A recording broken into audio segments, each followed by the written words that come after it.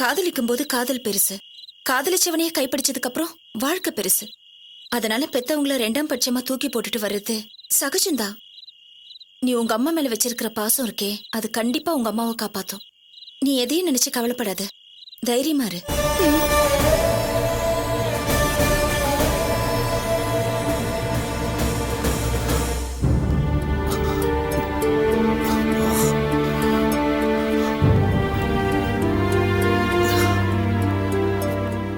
வாசு, என்னடா என்னாச்சு ஒரு மாதிரி வர?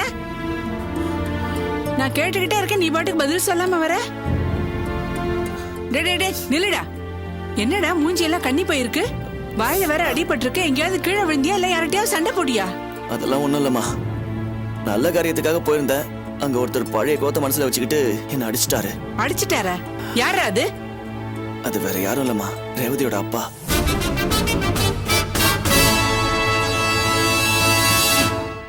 அவர் எதுக்குடா ஒன்னு அடிச்சாரு?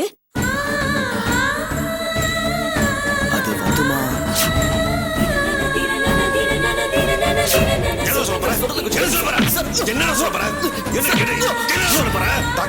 என் பொண்டாட்டி உசுருக்கு போராடிட்டு இருக்கானா, அதுக்கு காரணமே இந்த பையன்தான்.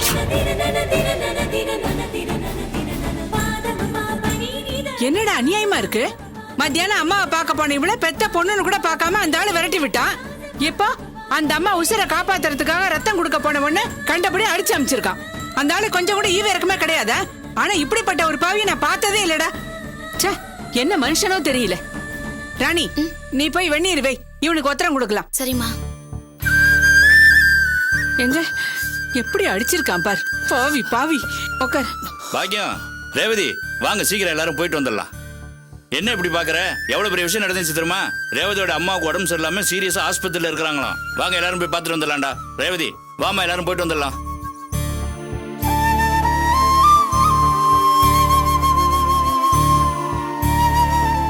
என்னம்மா ரேவதி, உங்க அம்மா சீரியஸா ஆஸ்பத்திரியில இருக்கிறாங்கன்னு சொல்ற, நீ எந்த பதட்டமும் இல்லாம அமைதியா நின்னுட்டு இருக்க? கிளம்புமா, போயிட்டு வந்துடலாம். என்னப்பா பேசுறீங்க? நீங்க ரொம்ப லேட்பா. விஷயம் தெரிஞ்சு அம்மா ரேவதி ஆஸ்பத்திரி போயிருக்காங்க. ரேவதி அப்பா இவங்களை அவமானப்படுத்தி அனுப்பிட்டாரு. என்னது? ஆஸ்பத்திரிக்கு போனவங்கள அவமானப்படுத்தி அனுப்பியிருக்கானா? என்னம்மா சொல்ற நீ?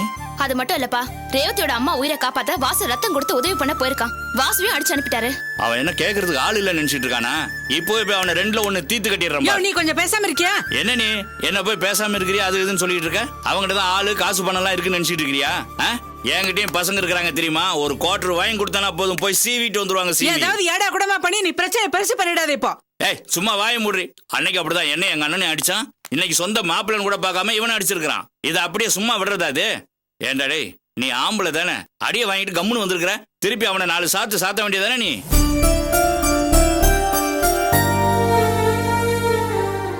அது எனக்கு தெரியாதா?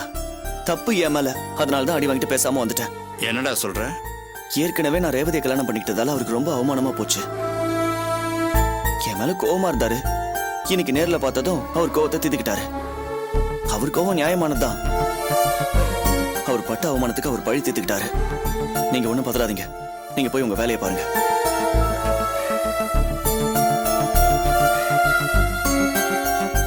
அம்மா, வெந்நீர் போட்டு கொஞ்சம் ஒத்தடம் கொடுங்க. எம்மாடி, காசு பணம் இருக்குங்கிற திமிர்ல உங்க அப்பா ரொம்ப ஆட்டம் போடுறான். என் வயசுக்கு இந்த மாதிரி நான் எத்தனை பேரை பார்த்திருப்பேன். ஆடட்டும் ஆடட்டும், எத்தனை நாளைக்கு இப்படி ஆட்டம் போடுறான் நானும் பாக்குறேன்.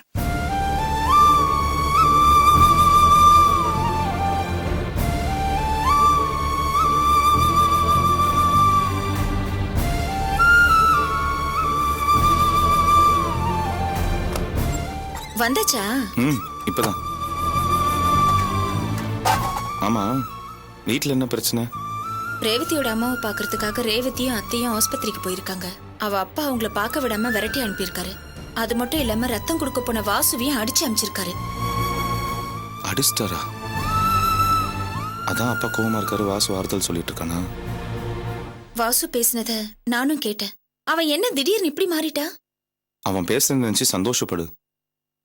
ஒரு உசுரை காப்பாத்தணும்னு நினைச்சிருக்கான்.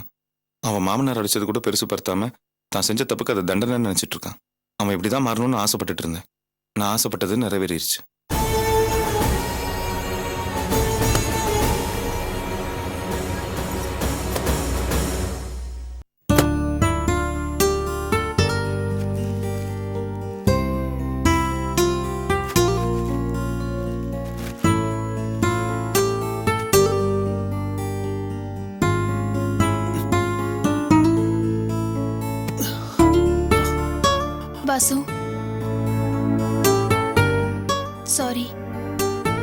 ஏன் எதுக்கு சாரி? என் அப்பா உன்னை இப்படி போட்டு அடிச்சிட்டாரே, அதுக்காக தான். அதுக்கு நீ எதுக்கு சாரி எல்லாம் கேட்கிற ரேவதி? நியாயமா பார்த்தா நான் தான் உன் மொத்த குடும்பத்துக்கிட்டையும் சாரி கேட்கணும்.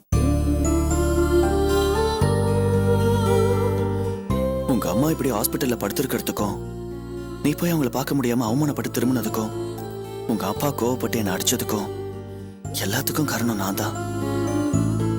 என் லவ் தான்.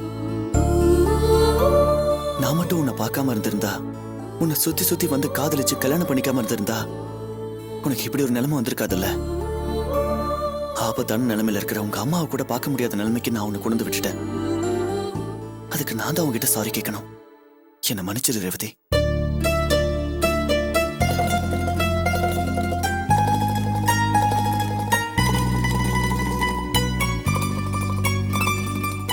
Light off பண்ணிட்டுமா?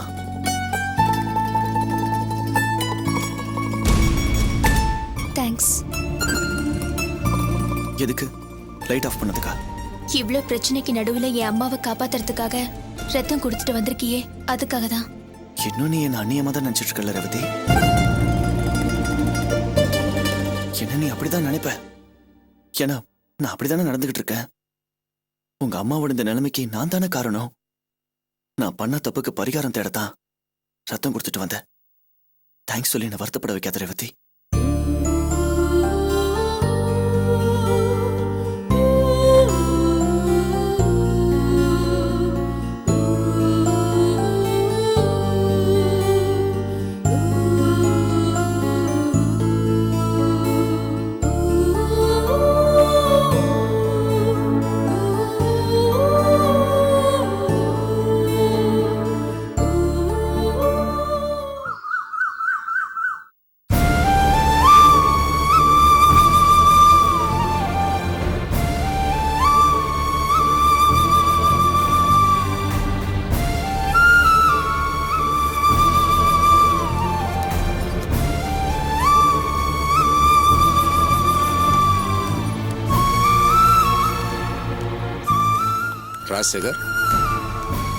ராஜசேகர்,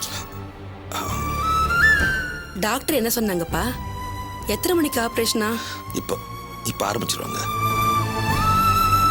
என்னடா சின்ன பிள்ளை மாதிரி, எவ்வளவு கம்பீரமான மனுஷனே, போய் இந்த ஆபரேஷனுக்கு இப்படி பயப்படுறீடா? தைரியமா இரு, உன் பொண்டாட்டிக்கு ஒன்னும் ஆகாது. என்னப்பா இது, ஊர்ல இருக்கிற அத்தனை பேரும் உன்னை பார்த்து பயப்படுறாங்க. நீ இந்த ஆபரேஷன் நினைச்சு பயப்படுறத பார்த்தா எனக்கு ஆச்சரியமா இருக்குப்பா.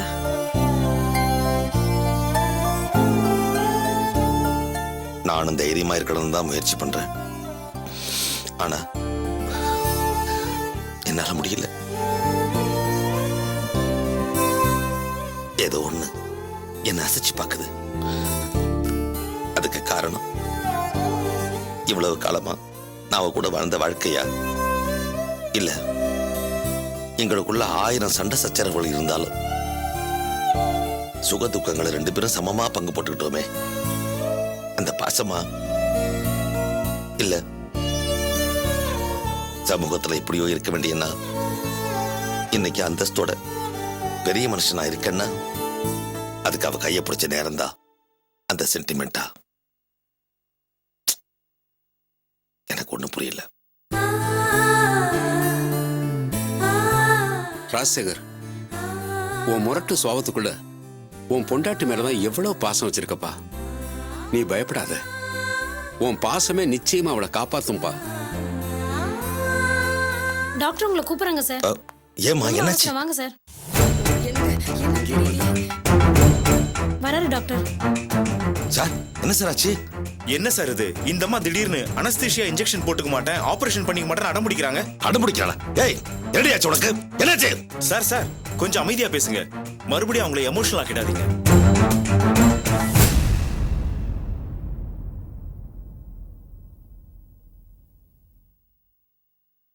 என்னாச்சு மங்களா?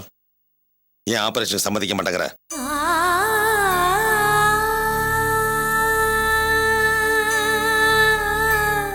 என்ன ஆபரேஷன் நினைச்சு பயந்துட்டியா? பயப்படாத.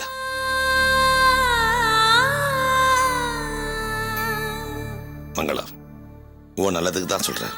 ஊசி போட்டுக்க, ஆபரேஷனுக்கு ஒத்துழைப்பு கொடு. நீங்க எனக்கு நல்லது பண்ணணும்னு நினைச்சா ஒரே ஒரு உதவி மட்டும் பண்ணுங்க. என்னம்மா, என்ன வேணும்? இவ்வளவு நாள் நான் உங்களோட வாழ்ந்த வாழ்க்கையில எவ்வளவோ கஷ்ட நஷ்டங்களெல்லாம் பார்த்திருக்கேன், ஏற்ற தாழ்வுகளையும் பார்த்திருக்கேன். எல்லா நேரத்திலையும் நீங்க என்ன நல்லபடியா தான் பார்த்துக்கிட்டு இருக்கீங்க. ஆனா என் மனசுக்குள்ள ஒரு ஏக்கம் இருக்குங்க. இப்ப மயக்க ஊசி போட்டு இன்னும் கொஞ்ச நேரத்துல என்ன ஆபரேஷன் தியேட்டருக்கு கொண்டு போயிடுவாங்க. அதுக்கப்புறம் நான் உயிரோட இருப்பேனா என்னன்னு எனக்கே தெரியாது. அதாங்க அந்த ஏக்கத்தோடயே போய் நான் சேர்ந்துடக்கூடாது. என்னம்மா பெரிய வார்த்தையெல்லாம் பேசிக்கிட்டு? அப்படி உன் மனசுல என்னம்மா ஏக்கம் இருக்கு? என்கிட்ட சொல்லு. நான் ஆபரேஷன் தியேட்டருக்கு போறதுக்கு முன்னாடி ஒரே ஒரு தடவை என் பொண்ணை பார்க்கணும்.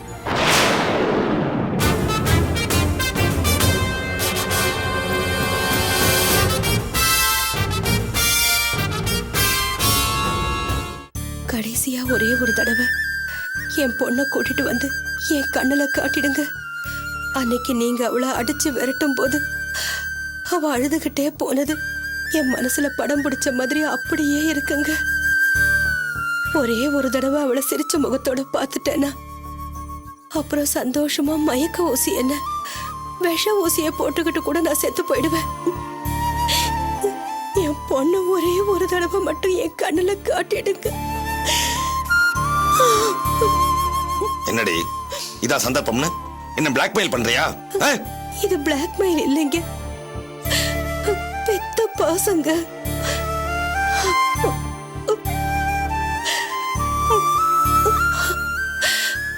உங்க மனசுல கொஞ்சம் கூட ஈவு இறக்கமே இல்லாம போயிடுச்சு. அதனாலதான் நேத்து ரத்தம் கொடுக்க வந்த வாசுவ ரத்தம் வர மாதிரி அடிச்சிருக்கீங்க. எல்லாம் எனக்கும் தெரியுங்க. அவங்க தப்பு பண்ணிட்டாங்கதான், நான் இல்லைன்னு சொல்லல. அதுக்காக கடைசி நேரத்துல கூட நான் என் பொண்ணை பார்க்க கூடாதா? நான் என்ன 4-5 பெத்து வச்சிருக்கேன். ஒன்னே ஒண்ணு கண்ணே கண்ணு. அவளை கூட பார்க்காம நான் செத்துட்டா என் கட்ட வேகாதுங்க. தயவு செஞ்சு பிடிவாதம் பிடிக்காம ஒரே ஒரு தடவை என் பொண்ணை என் கண்ணுல காட்டுங்க.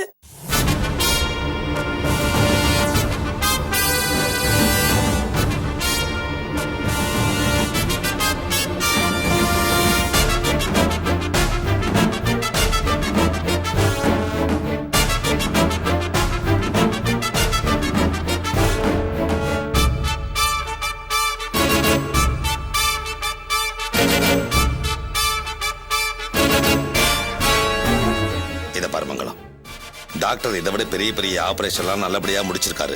உனக்கு ஒன்றும் ஆகாது. உனக்கு ஆபரேஷன் முடிஞ்சு நல்லபடியா வருவேன், பயப்படாத. டாக்டர் இப்படிதான் பேசிக்கிட்டு இருப்ப, ஊசியை போட்டு ஆபரேஷன் பண்ற வழியை பாருங்க. ராஜசேகர் என்ன சார் இது? இவர் இப்படி பேசிட்டு போறாரு. பேஷண்டோட கோஆபரேஷன் இல்லாம நாங்க அனஸ்தீசியா இன்ஜெக்ஷனும் கொடுக்க முடியாது, ஆபரேஷனும் பண்ண முடியாது. ஆமா, நீங்க அவருக்கு என்ன வேணும்? அவருக்கு நான் மாமா முறை வேணும். அப்படியா? நீங்க கொஞ்சம் அவருக்கு புரியும்படியா சொல்லுங்க. உடனடியா அவங்களுக்கு ஆபரேஷன் பண்ணலனா அவங்க உயிருக்கே ஆபத்து. நீங்க அவருக்கு கொஞ்சம் எடுத்து சொல்லுங்க. சரி, நான் அவர்கிட்ட பேசி கூட்டிட்டு வரேன்.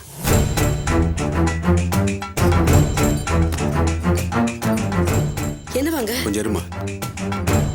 ராஜசேகர், இது பிடிவாதம் பிடிக்கிற மாதிரி விஷயம் இல்ல. இப்ப அதுக்குண்டான நேரம் இல்ல.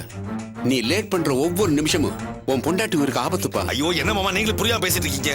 அவ ஏதாவது சந்தர்ப்பம் விட்டு போட உர ஒட்ட வைக்க பாக்குறா. சாக கிடக்கு நேரம் சொல்லி அவன் என்ன மிரட்டுறா. இதுல நான் பயந்துருவேனா? இந்த ராஜசேகரை எந்த கொம்பனாலையும் அசைக்க முடியாது. வாஸ்தவம் தான், உன்னை எந்த கொம்பனாலும் அசைக்க முடியாதுதான். ஆனா கொஞ்ச நேரத்துக்கு முன்னாடி சொன்னில்ல என்ன ஏதோ அசைச்சு பாக்குதுன்னு, அது இதுப்பா.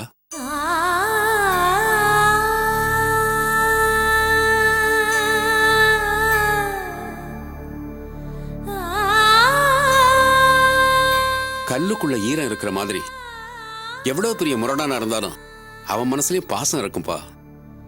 அந்த பாசம்தான் இந்த உலகத்தை வாழ வைக்குது. உன் பொண்டாட்டி அப்படி என்ன பெருசா கேட்டா?